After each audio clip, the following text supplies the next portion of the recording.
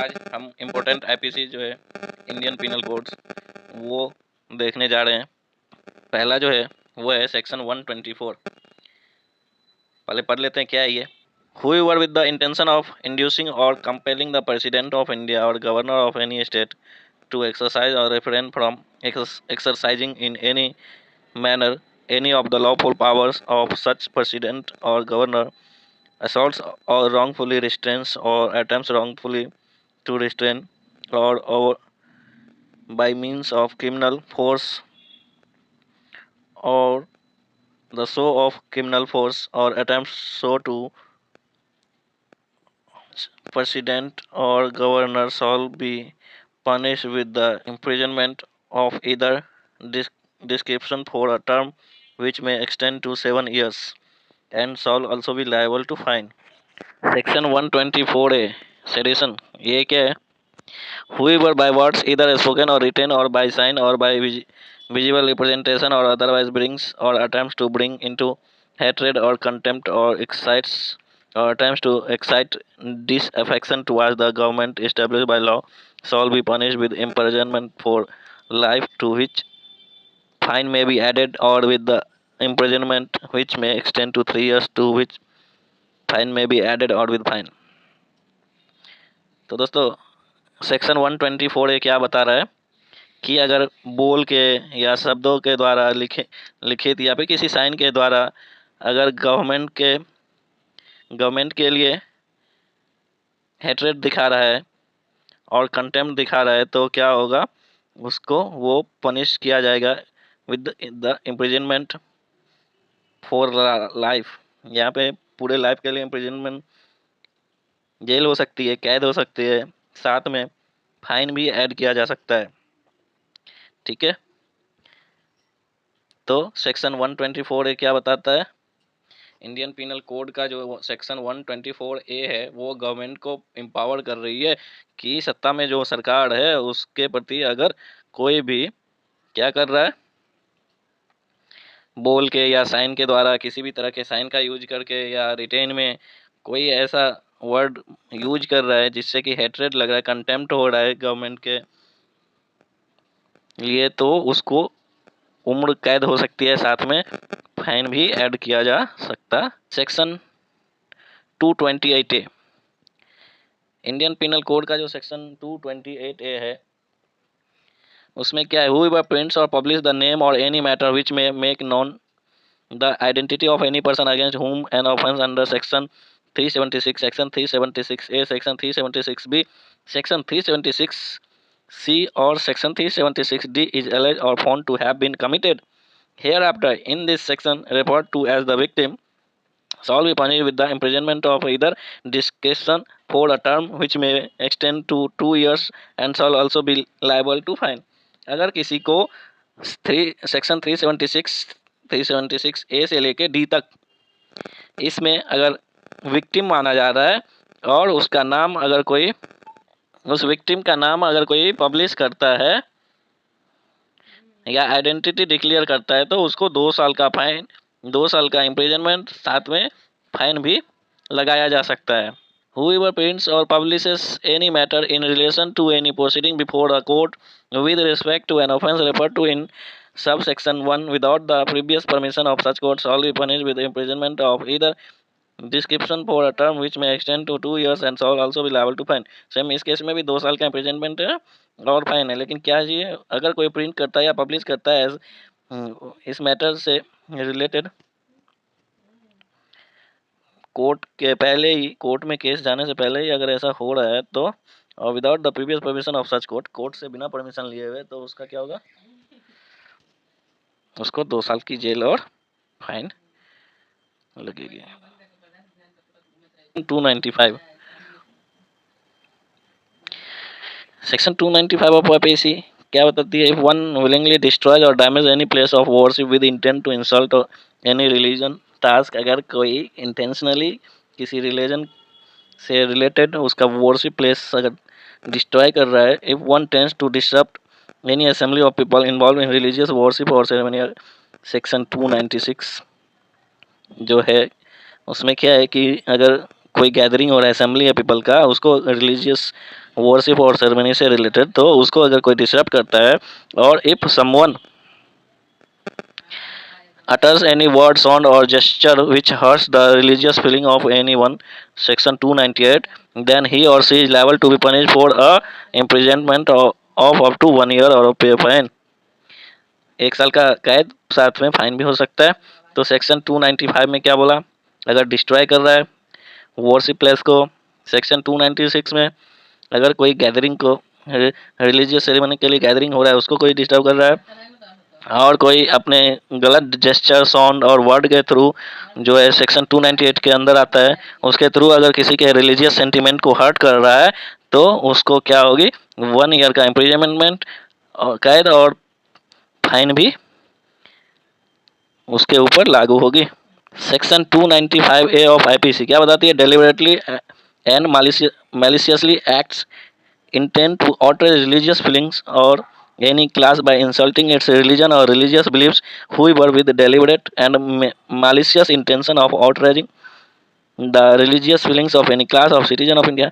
तो section 295A भी जो है उसमें भी वही है, रिलीजियस से लेके रिलेटेड है। अगर किसी का फीलिंग, उसका बिलीफ को अगर कोई शब्दों के द्वारा या जेस्चर के द्वारा या बोल के या कुछ विजुअल रिप्रेजेंटेशन करके इंसल्ट करता है, तो उसको 3 साल तक की कैद और फाइन भी देनी होगी। सेक्शन 363A ऑफ आईपीसी क्या बोलती है, चलिए देखते हैं।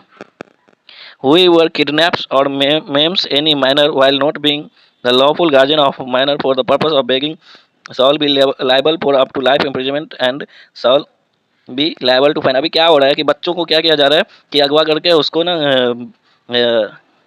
बेगिंग के पर्पज से, भीख मांगने के लिए लगा दिया जाता है बिजनेस के तौर पे। तो उन सब लोगों को जो है कैद, उम्र कैद की सजा, साथ में फाइन की प्रावधान की गई है सेक्शन 363 के ए के अंदर।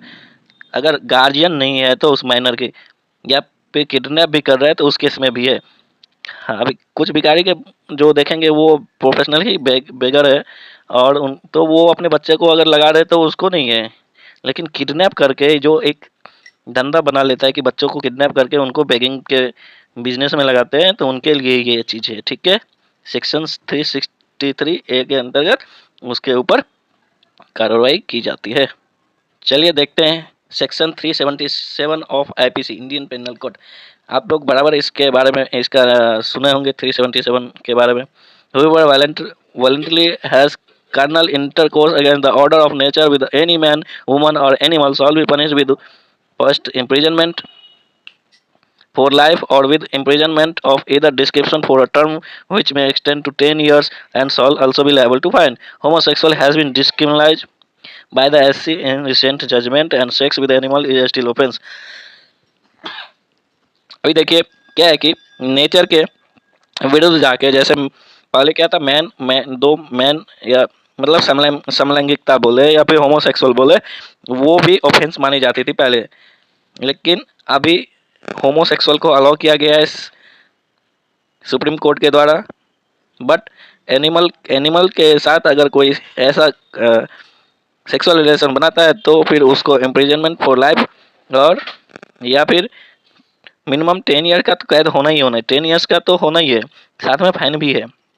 तो सेक्शन 377 से क्या है कि पहले होमोसेक्सुअल भी उसमें आते थे, लेकिन अभी नहीं आ रहे, सिर्फ एनिमल के साथ अगर कोई ऐसा अमानवीय व्यवहार कर रहा है तो उसके ऊपर एक्शन ली जाएगी।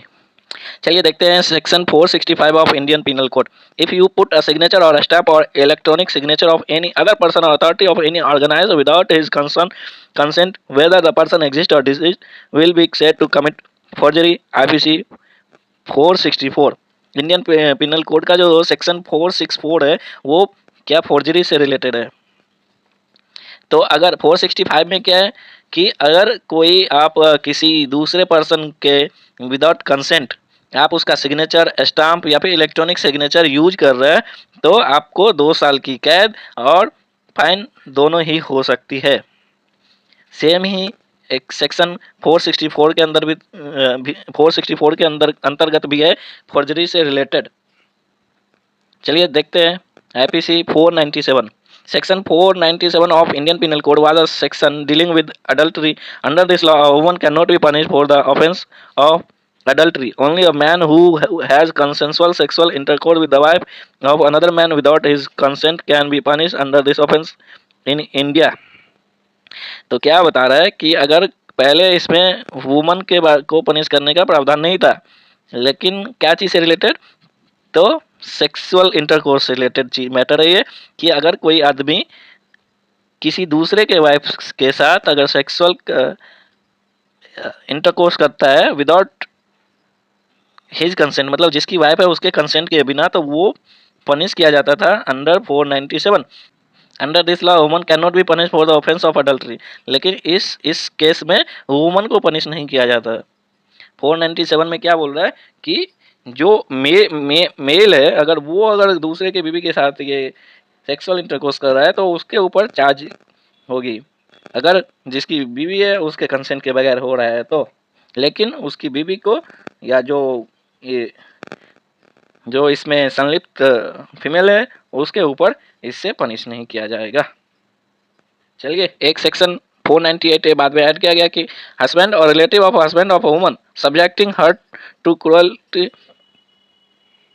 whoever being the husband or the relative of the husband of a woman subjects her to cruelty shall be punished with imprisonment for a term which may extend to 3 years and shall be liable to fine। अगर किसी woman के साथ उसका husband या फिर relative कुछ अगर cruelty कर रहा है तो वो पनिशेबल है, 3 साल की कैद साथ में फाइन है। सेक्शन 498 के तहत अगर किसी भी महिला के साथ उसके रिलेटिव या उसके हस्बैंड भी निर्दयता से कुछ अमानवीय व्यवहार कर रहा है तो उसको 3 साल की कैद साथ में फाइन की प्रावधान है सेक्शन 498 ए के तहत।